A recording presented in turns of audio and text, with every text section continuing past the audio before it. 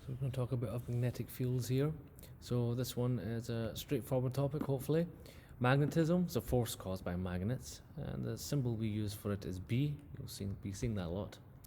And we have the units for Tesla, or sometimes Gauss, which we're not really using right now. We're focusing on Tesla. This is the main unit we will use. There are three magnetic materials, or materials that are attracted to magnets, I should say, is iron, nickel, and cobalt. We call them ferromagnetic because they are attracted to magnets. Okay. What happens if a magnet breaks into two pieces? If you remember, it will become two smaller magnets. It becomes two smaller magnets, and they'll be aligned north and south. Okay. And every magnet has two poles, a north and a south, a north and a south. No matter what the shape or the size is, you will have a north and a south pole. Just recall that north and the south will attract, north and north will repel, south and south will, of course, repel. We did the magnetic field lines as well. As you know, it's similar to the electric field lines you did in term 1. And north is coming out, south is going in, so they'll go from north to south, from plus to minus, N to S. Same thing over here, north to south, and this is what it kind of looks like in real life. The reason we're having these magnets is called the domain theory. What we can do is you have a material which has all these little clumps of atoms, and their poles are facing in random directions. What you can do is if you can create a magnet if you want, you just need to take all these arrows and have them facing the same direction.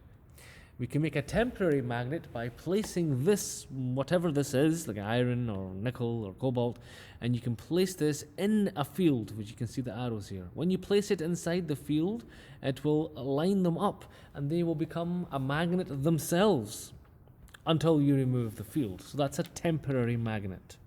You can create a permanent magnet by heating it up very, very hot, and then immediately freezing it afterwards. That will keep them.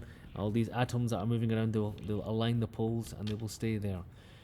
You can demagnetize it again if you really wanted to. You can just break it, or not really break it, you can drop it or bang it and smack it around, and that will knock these little arrows back into the original positions that we're in. They'll be randomized, so you will lose the magnetization of it. Also, you can make electromagnets as well. We'll talk about that later. So, like I said, ferromagnet, always attracted to both poles. There is not really many forces on non-ferromagnet materials. That basically means things like gold, silver, they're metals as well, but they don't really react to magnets. Okay, so we figured out what a field is. You have a permanent magnet, you have an electromagnet as well, or a current-carrying wire. These can also create magnetic fields around them, and we'll figure that out using the right-hand rule. That's why I'm in this small screen, because I'm going to use the right hand here. And a moving charge also, we already know this from before, we did this in class. A moving charge will have some sort of magnetic field around it. So when we're talking about these field lines, if we have a bunch of field lines passing through an area, we can call this magnetic flux. We have the field lines. We've done the electric field, but this time now it's magnetic field, so I can replace this E with a B, like that. And we have an area, number of lines passing through the area, so we can find the flux easily by doing B times A and then cos of my angle, whatever my angle might be. Okay, so this will be how you calculate it if you get asked to. I'm not sure if you will, but if you needed to, this is the symbol for flux. So I can just write that in here. This is how you would find the flux inside this area. The number of lines passing through the area. You can see more lines will mean more flux. A bigger area will also mean more flux. We'll deal with more of that another time. So magnetic field, as I mentioned, is around a wire. The current is flowing in a direction, and you will have a circular magnetic field, assuming the wire is straight, of course. This is where the right-hand grip rule comes in. You take your thumb, point it in the direction of the current, and the way your fingers are moving around the wire, if you have your fingers wrapped around the wire, that will be the magnetic field. So, for example, the field lines around a current carrying a wire. You can take handy over here to help us figure this out. We have my thumb pointing up, and my fingers will be pointing. I can turn it around a little bit like this to make it easier to see. So you can see that my fingers are coming out on the left. Remember, out is a dot, in is across. If I curl my fingers all the way around, they'll be going into the page on the right hand side. So it's looping around like this. If I do the opposite, I can turn my hand upside down, and now I can see that my thumb is pointing down in the direction of the current, and my current is down. Magnetic field is going into the page on the left and curling around and out of the page on the right. Finally, I can do the same thing here. I can have my thumb pointing to the right, and you can see that my fingers above the wire is coming towards me. I can see the tips of my fingers, so this is coming out of the page above. And of course, it will be into the page below. And I can demonstrate that just by moving my hand a little. Underneath, into the page. Very nice. So we did many examples on these in class and on quizzes and so forth. So I'm hoping this is okay for you. So what I'm going to do now is I'm going to move over to a loop. Same idea, take your thumb, point it in the direction of whichever way the current is going.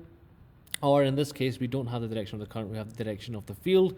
So I'll take my fingers and wrap my finger around, and you will probably find that your current will be flowing like this, along this way, in this direction. And we call that counterclockwise, because it's going against the clock. And that means in the center of this loop, the field is pointing towards me, coming towards me, out of the page. So my thumb will go around like this. Very strong in the center, by the way. This is for one loop. If I have more than one loop, we will have a solenoid. This is when you wrap lots of wires around in a loop, and now things have changed just a little bit. What we've got now is the thumb will no longer be my current because it's not a straight wire. It's a curvy wire, so my fingers will act as the wire. My thumb will be my magnetic field. And again, the thumb points in the direction of the north. So over here, my thumb will point to the left. My fingers will curl around in the direction of the current in the loop. You can see the magnetic field of a solenoid, these loops of wire, is pretty much the same as a magnet. You have the north coming out, south coming in, field outside. The thing is, on inside, this whole part, north to south, the center part, all of this has a very strong field. Pretty weak around the outside, but inside is really strong. You can make it even stronger if you put a magnet inside that, or an iron core even inside that. You can actually make the field even stronger. It's like cheating, but you can do that if you wanted to. So again, magnetic field, current will be wrapping around here, so you can see the current going up, so your fingers can point up and around, and your thumb will be the direction of the field. So my thumb will be pointing left again over here, so that's what it is. This is how it looks, the magnetic field. There you go, that's a better picture there for you. These are the direction of the current as it's going around, and then my thumb will go to the left.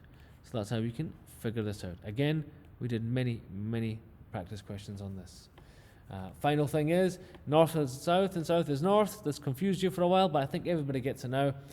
We have the south magnetic pole at the top, the magnetic north pole at the bottom, which is the opposite of what we know in real life. We call the top north and the bottom south, because the compass is pointing north.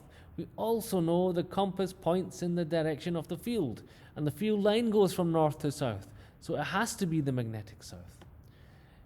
Okay, that'll be doing all for now. We'll move on to the next part in the next video.